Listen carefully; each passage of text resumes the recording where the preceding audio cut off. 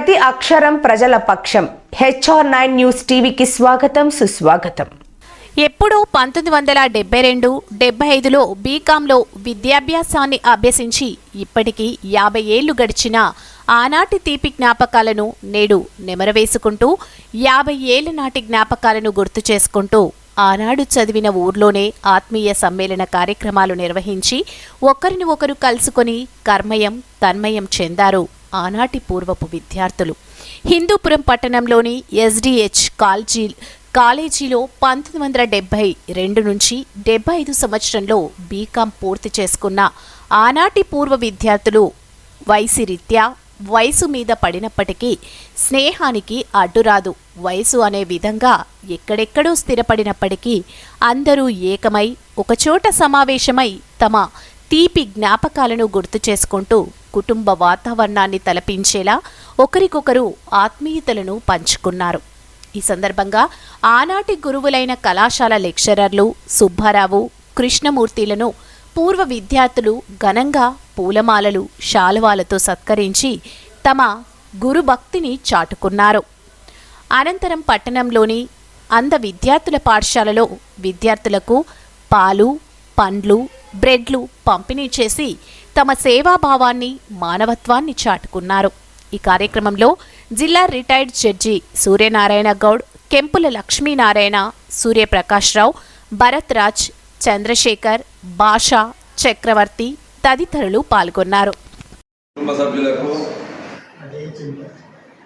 మన గురువులకు అందరికీ ఈనాటి సమావేశ పరంగా నా నమస్కారం. 2019లో మొదటిసారి మన అందరం కలుసుకున్నాము. కరోనా భయము ఉన్నా కూడా మనం 56 మంది చేరగలిగాం. తర్వాత లక్ష్మీనారాయణ ఆహ్వానం మేరకు ఒకసారి వెళ్ళొచ్చాము. తర్వాత అక్కడికి చాలేదని ఇంకా మళ్ళీ ఇంకోసారి కలుద్దామంటే లక్ష్మీనారాయణ మళ్ళా రమ్మన్నాడు. సో లక్ష్మీనారాయణ దగ్గరికి వెళ్ళాము. అన్నిటికన్నా ముందు ఉపోద్ఘాతంగా బెంగళూరులో సదాశివ నగరంలో మన హిందూపూర్ వాళ్ళము సినిమా వచ్చేప్పుడు బెంగళూరు వాళ్ళు మాత్రం మనం ఎలా కలవాలని ఒక ప్లాన్ చేసుకోవడానికి ఒక సమావేశం ఏర్పాటు చేసుకుని మనం ఆ రోజు అందరూ కలవడానికి ఏ మార్గాలు అనేసి మాట్లాడుకొని ఎక్కడ కలవాలని మాట్లాడుకొని ఎవరైనా మనం ఆహ్వానించడానికి అవకాశం ఉంటుందని అనుకొని మన గురువులు ఉన్న పిలవాలనుకున్నాము. మనకు అప్పుడు సుబ్బారావు సార్, నారాయణ గారు, కృష్ణమూర్తి గారు ముగ్గురు వచ్చారు. నరసింహారావు సారు లాస్ట్ మినిట్లో క్యాన్సర్ అయింది. కానీ ఆయనకు రావాలనుకున్నా కూడా ఆరోగ్యం పర్మిట్ చేయడం లేదు. ఇప్పటికీ అదే పరిస్థితి. అందువల్ల జర్నీ చేయలేకనే రాకున్నాను. కానీ ఆయన హైదరాబాద్ వెళ్ళిన తర్వాత ఖచ్చితంగా ఎంక్వైరీ చేస్తారు, ఖచ్చితంగా కనుక్కుంటారు ఎట్టుంటారు. అందరికన్నా యువకుడు మన సుబ్బారావు సార్. ప్రతిసారి కూడా కలవాలంటే మీరు కలవడము, నేను రాకపోవడమా, ఖచ్చితంగా వస్తాం. మేడం గారికి మోకాళ్ళు 2 కూడా రీప్లేస్ అయినాయి. కూతురు ఆ మేడం మళ్ళా మొన్న రీసెంట్గా ఆరోగ్యం కూడా బాగలేకుండా ఉంది. ఇంట్లో ఖచ్చితంగా ఒకరు ఉండాలా. అయినా కూడా సారు అన్నిటికీ అతీతంగా చెప్పిన ప్రకారము 7:30కు చెప్పారు, 7:30కు కలిశారు. మనం ప్రయాణం బెంగళూరు ప్రయాణం 2:30 గంటలు 3 గంటలు పట్టేది కాబట్టి అందువల్లనే ఆలస్యమైంది. 87 సంవత్సరాల వయసులో కూడా యువకుడిలాగా మనము 70 ఏళ్ళ యువకుల మధ్యలో ఉండడానికి ఎప్పుడూ ఇచ్చిపడతారు. మన వాళ్ళే చాలామంది కష్టపడుతున్నాము. కానీ ఎప్పుడు సారు ఏ మాత్రం ఇది లేకుండా వస్తామంటే ఆ గొంతులో ఉత్సాహం ఎట్లుంటుందో మేము బెంగళూరు వాళ్ళు మాత్రం అనుభవిస్తాను. ఎక్కువగా నేను, చంద్ర, చక్కెరప్ప మేము ముగ్గురం వెళ్తుంటాము. ఎవరికి కూడా ముందు నోటీస్ ఇచ్చి టైం ఫిక్స్ చేసుకొని తర్వాత టైం ఫిక్స్ అయిన తర్వాత మళ్ళీ 1 నిమిషం లేట్గా వెళ్ళినా లేదంటే ఫోన్ వస్తుంది, ఎక్కడుందా. అంత పంక్చువాలిటీ మెయింటైన్ చేయాల్సి వస్తుంది. మేము మాకు అవకాశం ఉంటే కొద్దిగా అట్ట స్కిప్ అయ్యేలా చూస్తాం, కానీ ఎవరు అటు కావడానికి ఉండదు. గురువులు పాఠాలు నేర్పించడంలో అక్కడ నుండి మొదలవుతుంది. మామూలుగా నా వరకు నేను పంక్చువల్ అని మా ఫ్రెండ్స్ అంటుంటారు. ఇంకా కొంతమంది జోక్ చేసేవారు, రేపు వచ్చే ట్రైన్కి ఈరోజే పోతారు రైల్వే స్టేషన్కి. అంత టెన్షన్ పడతాను. ఏదైనా వెళ్ళాలంటే ఖచ్చితంగా వెళ్ళి తీరాలని నా అభిప్రాయం.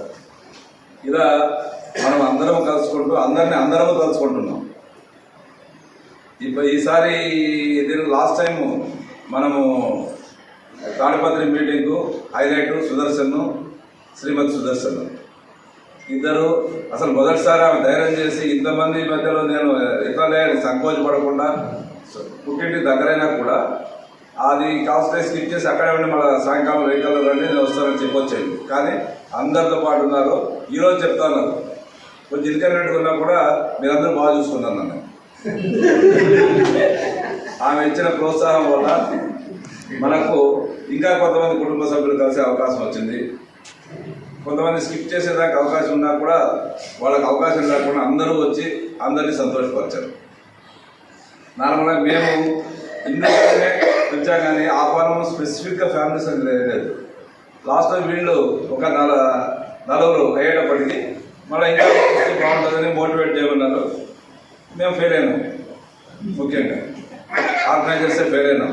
ఎందుకంటే వాళ్ళకున్న ప్రాబ్లమ్స్ మేము చెప్పలేని స్థితి అనుకోవచ్చు. చెప్పుకోవాల్సింది ఏమంటే దాచిపెట్టుకోవాల్సింది ఏముండదు. అందరికన్నా ఈసారికి రామలింగ గారి ప్రయాణం ఒక పెద్ద హిస్టరీ అనేది చెప్పవచ్చు. మైసూరుకి వెళ్ళారు, టూర్ వెళ్ళారు. నాకైతే ఎంత అనుమానం పడాలో అంత అనుమానం పడుతున్నాను. లేదు రామలింగయ్య బాడీ పెద్దది కాబట్టి జర్నీ అక్కడేమైనా ట్రబుల్ ఇస్తే మరి ఏం గ్యారంటీ సిగిపోతారు అనుకున్నాను. కానీ అట్లా దీనిలో కూడా ట్రైన్ టికెట్ దొరకకపోతే బస్సులో రావడం అంటే అంత ఈ ఏజ్లో బస్సులో చాలా ఎంకరేజ్మెంట్ ఉంటుంది.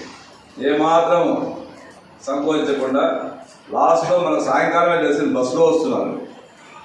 ఇంతవరకు తత్కాలంలో ఉన్నాం. మేము రావడం లేదని కూడా మాకు ఇన్ఫర్మేషన్. నిన్న రాత్రి మాకు నేను చంద్ర ఇద్దరమును రాత్రి వచ్చినాము. చెక్ చేసుకుంటే ఎవరెవరు వస్తున్నారంటే రామలింగ గారు అన్నిటికన్నా హ్యాపీయెస్ట్ ఇది. ఇంకా నెక్స్ట్ హ్యాపీయెస్ట్ అకేషన్ అంటే సెకండ్ హ్యాండ్ అండి. మామూలుగా ఆయన మొహమాట క్లాస్లో కూడా ఉండింది. ఊళ్ళో కూడా అడిగినా కూడా చెప్తారు మొహమాట వస్తాడంటని. పక్కూరులో నా మరద అల్లున్నాడు కాబట్టి మా వియంకుడును ఆయన ఎదురు చిన్నప్పటి నుండి ఫ్రెండ్స్. అక్కడి నుండి కూడా ఏం చెప్పారు. అయినా కూడా మనకు స్కిప్ ఇచ్చేసి ఇంట్లో వాళ్ళకి ఏం చెప్పకుండా బయట పోయినాడు.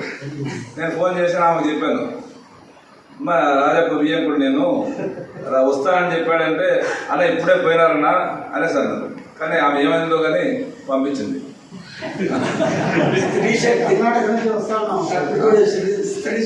మా అల్లుడు కూడా చెప్పాను నిన్న దాంతో మా అల్లుడు వచ్చాడు. అదే ఆయన క్లాస్మేట్ కొడుకు కనబడితే చెప్పని చెప్పాను. చెప్తానని కూడా చెప్పాను. వాడు పురోహితులు వచ్చారు. వాళ్ళ పురోహితుడు వీళ్ళకంత ఊర్లో ఆయన ఒక పూజలో కనబడితే ఆయన కూడా చెప్పాను వస్తాడు సెకండ్ హ్యాండ్.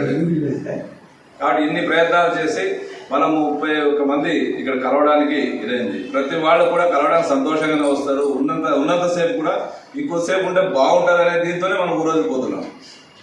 ఇంకో రోజు ఉండాలంట అంటే అందరికీ బాధ్యతలు ఎక్కువ. ఇప్పుడు నాకు 2 మనవరాళ్ళు 2 కూతుర్లు 1 భార్య. అందువల్ల 5 మంది ఆడవాళ్ళ మధ్యలో నేను ఒక్కటే మగవాడిని.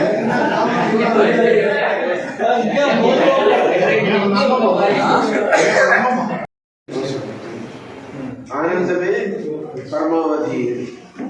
మనం ఏం చేసినా ఆనందం కోసమే చేస్తాం. ఇప్పుడు 2 పూల గుండీలు పెట్టారు ఇక్కడ, అందంగా ఉన్నాయి, చూడడానికి బాగుంది. మీ హృదయాలే నిర్మలంగా ఉన్నాయి, తెల్లగా ఉన్నాయి, బాగున్నాయి. అలాగే మీరు కూడా నవ్వుతూ మమ్మల్ని ఆహ్వానించారు, ఎంతో ఆనందమైంది. ఏదో హిందూపూర్ పాత పట్టణానికి వచ్చినట్టు కాకుండా ఏదో దేవలోకంలోకి వచ్చి దేవతల మధ్య నడయాడుతూ ఉన్న అభిప్రాయం కలిగింది. అందరూ సత్పురుషులే, అందరూ దివ్యమూర్తులే, దివ్యాత్మలే, లేదు తప్ప అనిపించింది. ఇటువంటి సమావేశానికి కారణభూతులైనటువంటి మీరందరూ కూడా అభినందనీయులు.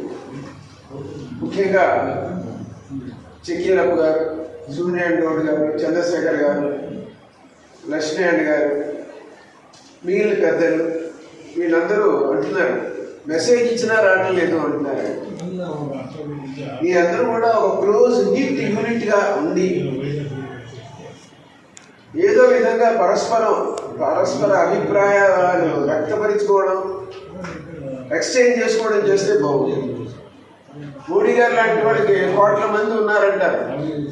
ఫ్యాన్స్ ఫేస్బుక్లోనూ అక్కడ. ఆయనకి సెక్రటరీస్ వాళ్ళు ఉంటారు, వాళ్ళతో డీల్ చేస్తూ ఉంటాడు. ఇప్పుడు అల్లు అర్జున్ కానీ, పవన్ కళ్యాణ్ కానీ, చిరంజీవి కానీ, వాళ్ళకి ఎంతో మంది ఫ్యాన్స్ ఉంటారు.